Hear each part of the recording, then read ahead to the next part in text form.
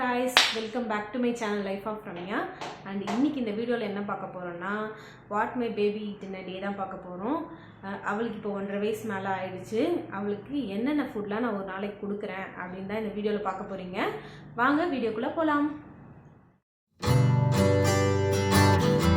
இன்றைக்கி பிரேக்ஃபாஸ்ட்டுக்கு என்ன கொடுத்துருந்தேன்னா பீட்ரூட் தோசையும் தேங்காய் சட்னியும் தான் கொடுத்துருந்தேன். மார்னிங் அவள் எழுந்ததும் கொஞ்சமாக தண்ணி மட்டும் குடிப்பாட்டிட்டு டேரெக்டாக பிரேக்ஃபாஸ்ட் நான் கொடுத்துருவேன். 1 வயசு வரையும் தான் பார்த்திங்கன்னா அவளுக்கு நான் அதனால் வீட்டில் தனியாக செஞ்சு தருவேன். இப்போல்லாம் பார்த்திங்கன்னா நாங்கள் என்ன சாப்பிட்றோமோ அதே தான் கொடுக்குறேன். அதில் ஒரு சிலர் சாப்பிட்லாம் மட்டும்தான் வந்து அவளுக்கு எதனா தனியாக நான் ப்ரிப்பேர் பண்ணி தரேன். நீங்கள் எழுந்ததும் நான் பால்லாம் கொடுக்க மாட்டேன், டைரெக்டாக பிரேக்ஃபாஸ்ட் தான் கொடுப்பேன். அப்படி இல்லைன்னா எதனா ஃப்ரூட்ஸ் எதனா கொடுப்பேன். மற்றபடி பால்லாம் குடிப்பாட்டுறது கிடையாது. இட்லி, தோசை, பொங்கல், கிச்சடி அது மாதிரி எல்லாமே சாப்பிடுவேன். அது எதுவும் சாப்பிட்லாம் நான் கஞ்சி, ஆப்பிள் கஞ்சி அந்த மாதிரி எதனா ரெடி பண்ணி தருவேன். தேங்காய் சட்னி தான் கொடுத்துருந்தேன். மேடம் வந்து இன்றைக்கி லேட்டாக எழுந்தாங்க வழக்கத்தை விட. ஸோ அதனால் சீக்கிரம் பசி எடுத்துக்கிச்சு. டேரெக்டாக வந்து நாங்கள் பிரேக்ஃபாஸ்ட்கே போயிட்டோம்.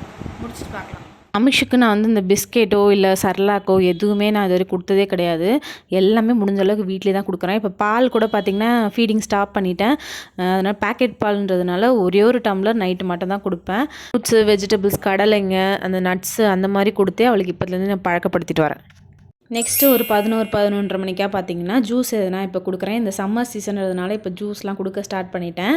இன்றைக்கி வந்து சாத்துக்குடி ஜூஸ் தான் நான் கொடுத்துருந்தேன். ஜூஸ், பாப்பாக்கு ஜூஸ். Super, good girl. அவளுக்கு வந்து சாத்துக்குடி, orange, watermelon, beetroot juice, carrot juice, lemon juice, மோர் அந்த மாதிரி வந்து என்ன வீட்டில் இருக்கோ அது மாதிரி அதை வச்சு ஜூஸ் போட்டு நான் கொடுப்பேன். அவளும் வந்து கொஞ்சம் அடம் பிடிப்பா, அப்புறம் குடிச்சிருவா. நடுவில் அவளுக்கு எதனா பசி எடுக்கிற மாதிரி இருந்தால் நான் என்ன பண்ணுவேன், இந்த காஞ்ச திராட்சை தான் கொடுப்பேன். தினமுமே ஒரு 10-20 காஞ்ச திராட்சை கொடுப்பேன். குழந்தைங்களோட டைஜஷனுக்கு இது ரொம்பவே நல்லது. நிறைய நியூட்ரியன்ஸ் இருக்கிறதுனால குழந்தைங்களுக்கு தாராளமாக கொடுக்கலாம். பாதி மேடம் சாப்பிடுவாங்க, பாதி தூக்கி கீழே போடுவாங்க. இப்படி தான் தூக்கி தூக்கி போட்டு விளையாடிட்டு இருப்பாங்க. எப்படியோ ஒன்று வயிற்றுக்குள்ளே போனால் சரிதான்னு நானும் விட்டுருவேன். சில டைம் வந்து டேட்ஸ் கூட போட்டு கொடுப்பேன், அதுவும் சாப்பிடுவாங்க. லஞ்சுக்கு பார்த்திங்கன்னா இன்றைக்கி நான் ஃப்ரைட் ரைஸ் தான் பண்ணியிருக்கேன் எல்லாேருக்கும் சேர்த்து. ஆனால் அவளுக்கு வந்து அது பிடிக்கல, சாப்பிடல. அவளுக்கு மட்டும் வந்து உருளைக்கிழங்கு, பட்டாணி, ப்ரொக்கோலி எல்லாம் போட்டு ஒரு புலாவ் மாதிரி பண்ணியிருந்தேன். ரொம்ப ட்ரையாக இருந்தால் சாப்பிட மாட்டேங்கிறா. கொஞ்சம் கொலன்னு தளன்னு இருந்தால் தான் சாப்பிட்றா. ஸோ அந்த மாதிரி அவளுக்கு ரெடி பண்ணிவிட்டு கொடுத்தேன். அவள் வந்து சாப்பிட்டா. லஞ்ச் வந்து ரெடி ஆகிடுச்சு. உருளைக்கிழங்கு, பட்டாணி, ப்ரொக்கோலி எல்லாம் போட்டு தான் இந்த ரைஸ் பண்ணியிருக்கேன். இப்போ லஞ்ச் கொடுக்க வேண்டியதான். நெக்ஸ்ட்டு ஒரு 2 மணி நேரம் பாப்பாவை தூங்க வச்சுருவேன். தூங்கி ஒரு 4-4:30 போல் எழுந்துப்பா. அந்த டைமில் ஒரு பனானா கட் பண்ணி கொடுத்தா சாப்பிடுவாங்க. வேறு என்ன ஃப்ரூட் இருக்கோ அதை தருவேன். 5:30 மணி போல் பார்த்திங்கன்னா சத்து மாவு கஞ்சி நான் வீட்லேயே வந்து ரெடி பண்ணி வச்சுருக்கேன். அது ஒரு டேபிள் ஸ்பூன் பாலில் போட்டு நல்லா கஞ்சி காய்ச்சி ஒரு ஸ்பூன் நாட்டு சக்கரை போட்டு கொடுத்துருவேன். அவளுக்கும் வந்து கஞ்சி இப்போல்லாம் பிடிச்சிருச்சு, சாப்பிட்றா. சில டைம் வந்து ஃப்ரெஞ்ச் ஃப்ரைஸ் மாதிரி பண்ணி தருவேன்.